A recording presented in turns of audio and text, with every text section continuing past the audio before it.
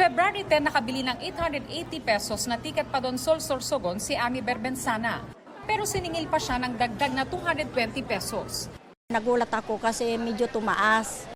Biyaheng Donsol din si Minerva Napi. March 1 siya nagpa-reserve ng ticket pero mula 1,250 pesos, 1,350 na ang binayaran niya. Naintindihan ko naman kasi syempre mataas ang gasolina eh. Ayon sa ticket seller ng bus line, nagtaas sila ng pamasahe dahil sa pagtaas ng presyo ng gasolina. May 100 pesos din daw na caller fee at iba pang additional na base rin anya sa taripa.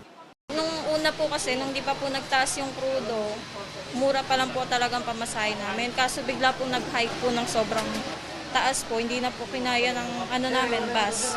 Kaya sobrang taas din po ng tinaas namin. March 14, ipinatupad ng LTFRB ang provisional fare hike sa mga provincial bus.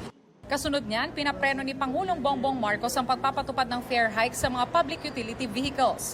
Kaya sabi ng LTFRB maging ang pamunuan ng PITX, wala dapat ipinatupad na taas singil sa mga provincial bus. Si Kevin Arevalo mahigit 3 oras na sa PITX pero hirap makabili ng tiket pa Albay. Sobrang hirap po kasi pilang-pila. Graduation kasi nung anak ko. Meron namang maagang nag-book online para tiyak na makabiyahe. Ayon sa PITX, nananatiling mataas ang bilang ng pasahero sa PITX dahil tingin nila lumipat sa public transportation ng mga tao. Dumami rin nila mga private vehicle na nakapark sa PITX. By Tuesday, kung talagang bababa o tataas, no? Kasi dito natin malalaman kung ano na talaga magiging attitude ng mga kababayan natin towards Holy Week. As much as possible, kung kaya rin lang, dapat sana makapag-book at bumili ng ticket ng maaga. No? Kasi kung hindi sila makabili ng maaga, asahan nila na magkakaroon ng konting pagpila at pag-iintay pagdating ng kanilang mga biyahe, especially kung pupunta lang sila doon on the day itself.